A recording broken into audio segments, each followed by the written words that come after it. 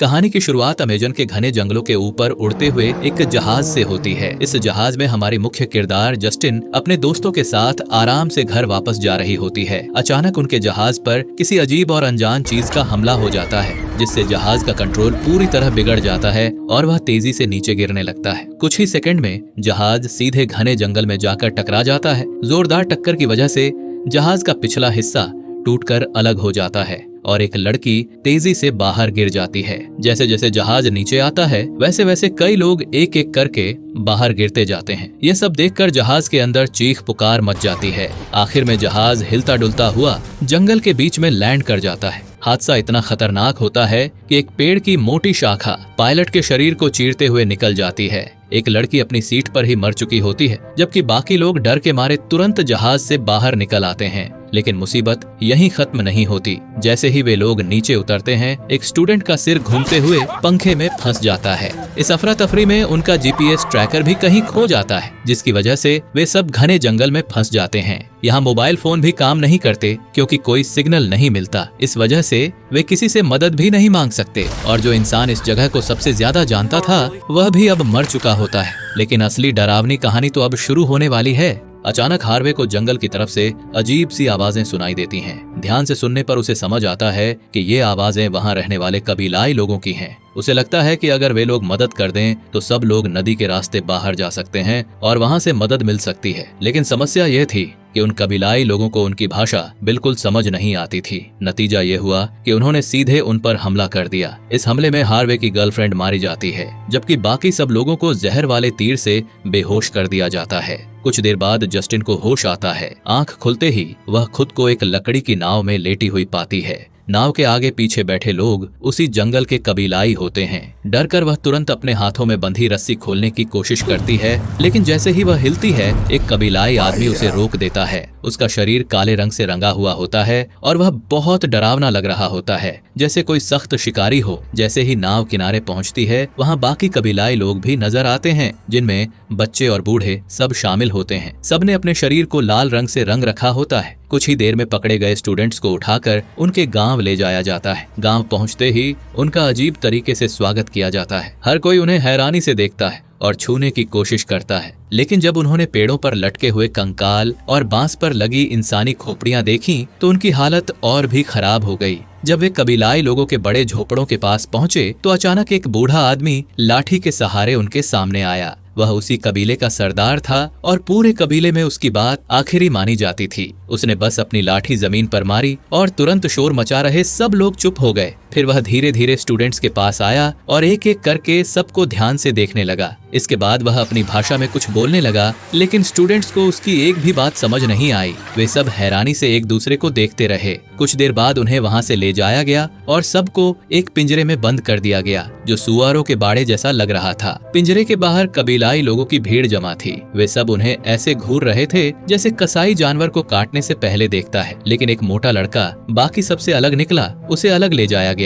तभी एक बूढ़ी औरत उसके पास आई और एक कटोरे में अजीब सा पानी लाकर उसे जबरदस्ती पिला दिया। अगले ही पल उसे धक्का देकर एक बड़ी चट्टान पर लिटा दिया गया। उसके हाथों की रस्सी भी खोल दी गई। लेकिन जब तक उसे कुछ समझ आता तब तक कई ताकतवर आदमियों ने उसके हाथ पैर मजबूती से पकड़ लिए। फिर कबीले का सरदार उसके सामने आया और बड़ी बेरहमी से अपने चाकू से मोटे लड़के की आंखें निकाल दी। उसने उन्हें जैसे बड़े स्वाद से खाया। इसके बाद उसने मोटे की जीभ भी निकालकर बेरहमी से खा डाली। उसी समय काला रंग वाला कसाई बड़ा सा चाकू उठाकर एक एक करके मोटे के हाथ पांव काटने लगा। कुछ ही देर में वह लड़का टुकड़ों में काट दिया गया। यह सब देखकर बाकी लोग सोचने लगे कि शायद बहुत मोटा होना भी खतरे में डाल सकता है, क्योंकि ऐसे कबीलाई लोगों के हाथ लगने पर सबसे पहले मोटा व्यक्ति शिकार बन सकता है। मोटे की लाश अब कबीलाई लोगों के खाने के लिए तैयार की जा रही थी। वे उसे ऐसे काट रहे थे जैसे कोई कसाई सुअर का मांस तैयार करता है। उन्होंने शरीर के हर हिस्से को अलग किया, खास मसाले लगाए और मिट्टी के भट्टे में डाल दिया। भट्टा बंद करने के कुछ ही देर में वहाँ से मांस की बदबू पूरे गाँव में फैल गई।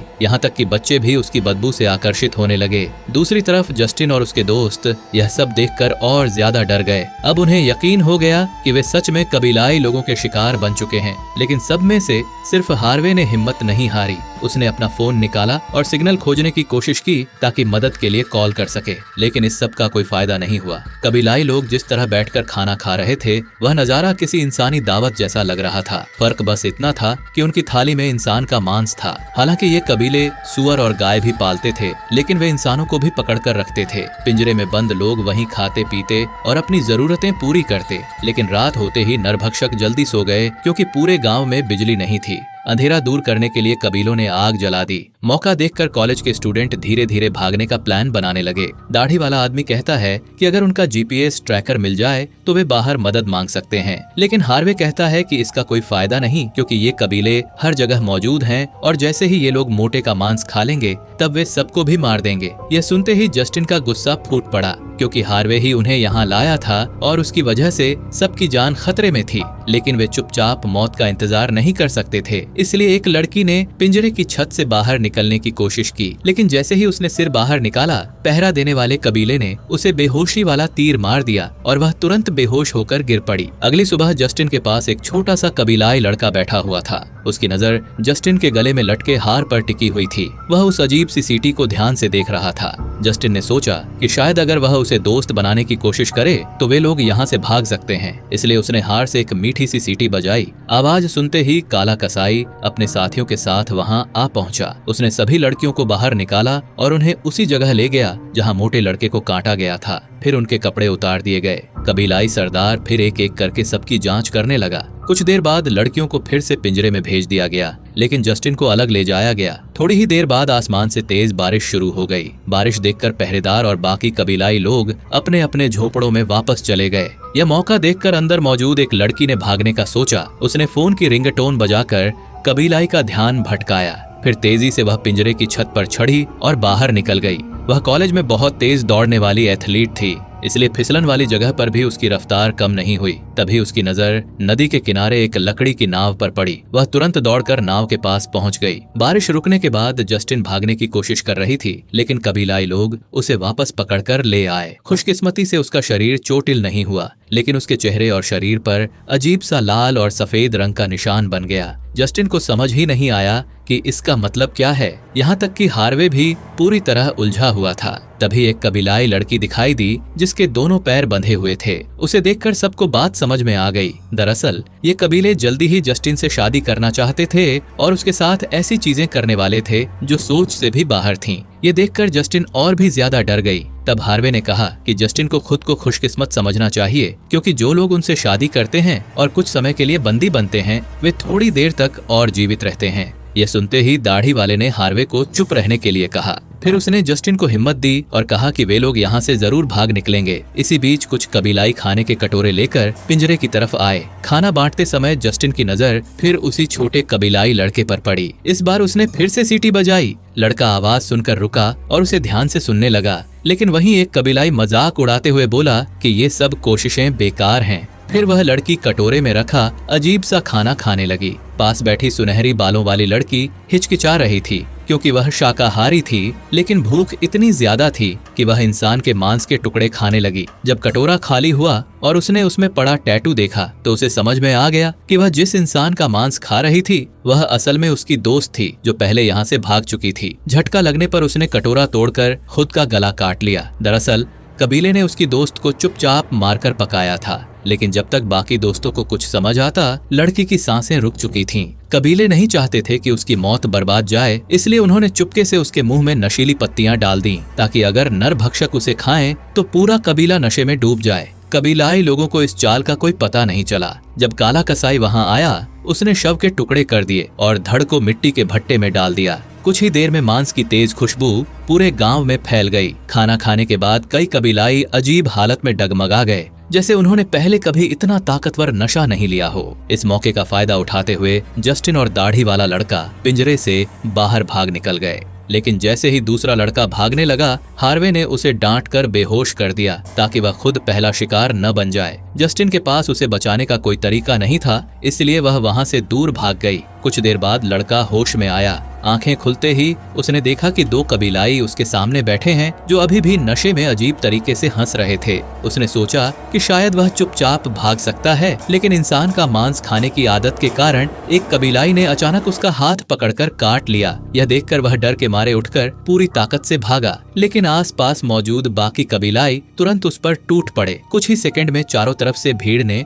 उसे घेर लिया और सभी ने उसके शरीर को नोचना शुरू कर दिया। पल को झपकते ही उसका शरीर बुरी तरह टुकड़ों में बंट गया। इधर जस्टिन और दाढ़ी वाला लड़का नदी के किनारे किनारे ऊपर की तरफ बढ़ते रहे। उन्हें लगा कि अब वे जल्दी ही रेस्क्यू टीम तक पहुंच जाएंगे, लेकिन अचानक नदी पार करते समय जस्टिन का पैर फिसल गया और वह तेज बहाव वाले पानी में गिर पड़ी। उसकी चीख सुनते ही दाढ़ी वाला लड़का भी डर गया। उसने सब कुछ भूलकर नदी के किनारे किनारे जस्टिन का पीछा करना शुरू कर दिया। फिर एक ढाल की मदद से जैसे तैसे जस्टिन को नदी से बाहर निकाल लिया। इसके बाद दोनों जंगल के अंदर बढ़ने लगे और उसी जगह पहुंचे जहां उनका जहाज गिरा था। यहाँ मारे गए लोगों की लाशें बांसों पर लटकी हुई थीं। धूप और हवा में सूखने के बाद वे नरभक्षियों के लिए स्वादिष्ट खाने जैसी लग रही थीं। यह नजारा देखकर जस्टिन डर के मारे कांप उठी, लेकिन दाढ़ी वाला आदमी सीधे जहाज के मलबे की ओर दौड़ा, जहां आखिरकार उसे जीपीएस ट्रैकर मिला। लेकिन ट्रैकर की बैटरी खत्म हो चुकी थी, इसलिए वह बंद था। तभी अचानक जस्टिन को मोबाइल की रिंगटोन सुनाई दी। दोनों ने पास पड़ी लाशों की जेबें खंगालनी शुरू की। आखिरकार हार्वे की गर्लफ्रेंड की जेब में फोन मिल गया, लेकिन जैसे ही वे खुश हुए, अचानक जंगल में डेरते हुए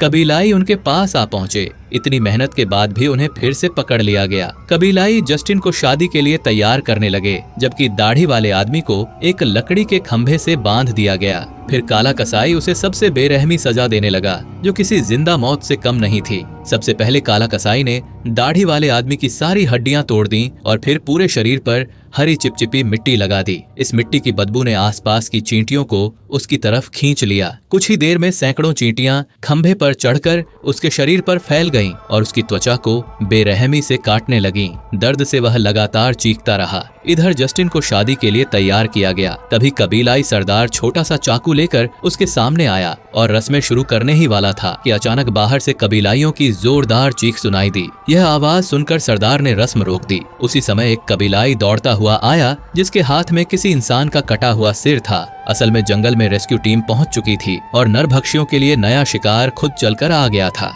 यह खबर मिलते ही कबीलाई सरदार ने शिकार पर निकलने का आदेश दिया। कुछ ही देर में पूरा गांव खाली हो गया। वहां केवल कुछ बच्चे और महिलाएं बचीं, जिनमें वह छोटा कबीलाई लड़का भी था जिसने जस्टिन की सीटी सुनी थी। मौका देखकर वह लड़का जस्टिन को चुपचाप आजाद कर दिया। भागते हुए जस्टिन ने दाढ़ी वाले आदमी को भी आजाद करने की कोशिश की, लेकिन आदमी ने उसे रोककर कहा कि फोन लेकर यहाँ से भाग जाए। जस्टिन उसे छोड़कर नहीं जाना चाहती थी। तभी अचानक वह कबीलाई लड़का आदमी के पास आया और उसे बेहोश कर दिया और अगले ही पल उसका गला काट दिया। इस तरह दाढ़ी वाले आदमी की दर्दनाक मौत हो गई। जस्टिन यह सब देखकर टूट गई, लेकिन वहां रुकने का कोई मतलब नहीं था। जैसे ही वह भागी, पिंजरे में बंद हार्वे ने उसे अपने साथ चलने को कहा, लेकिन जस्टिन उस धोखेबाज को वहीं छोड़कर आगे बढ़ गई। छोटा कबीलाई लड़का जस्टिन को रास्ता दिखाते हुए कबीले से काफी दूर ले गया। उसकी मदद से जस्टिन जल्दी ही जंगल से बाहर निकलने वाली थी। जाने से पहले जस्टिन ने अपने छोटे सीटी वाले हार को उस बच्चे को तोहफे में दे दिया। नदी पार करते समय कबीले के लोग उसे देख गए।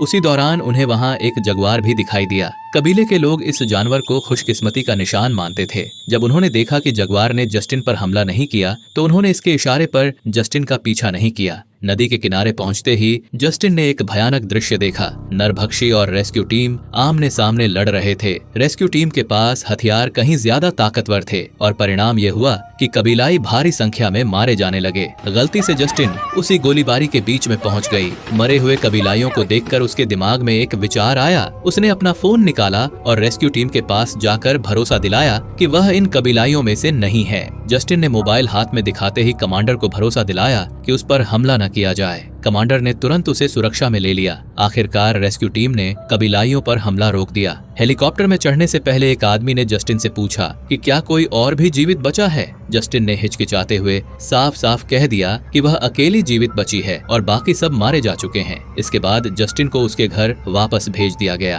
वहीं हार्वे हमेशा के लिए उस नरभक्षी कबीले के बीच में रह गया। जल्दी ही जस्टिन के इस खतरनाक प्लेन क्रैश में बच निकलने की खबर पूरी दुनिया में फैल गई और वह रातों रात मशहूर हो गई। लेकिन उसने कभी किसी को यह नहीं बताया कि उसके साथियों की मौत क्रैश की वजह से नहीं, बल्कि कबीलाइयों की वजह से हुई थी। जस्टिन ने दुनिया को यही बताया कि अगर कबीलाइयों की मदद न मिलती तो वह प्लेन क्रैश के बाद अमेजन के जंगल में मर चुकी होती। उसने यह सब इसलिए किया ताकि कबीलाइयों की नस्ल खत्म न हो जाए। इंटरव्यू के बाद जब वह सोने वाली थी तभी हार्वे की बहन का फोन आया। उसने बताया कि सैटेलाइट तस्वीरों में उसे एक आदमी दिखाई दिया जिसका पूरा शरीर काले रंग से रंगा हुआ था और जिसकी शक्ल हार्वे जैसी लग रही थी। इसका मतलब साफ था कि हार्वे अब कबीले का नया काला बन चुका है। और इसी सस्पेंस पर यह शानदार मूवी खत्म हो गई। क्या जस्टिन ने सच छिपाकर ठीक किया? कमेंट बॉक्स में अपनी राय जरूर दें।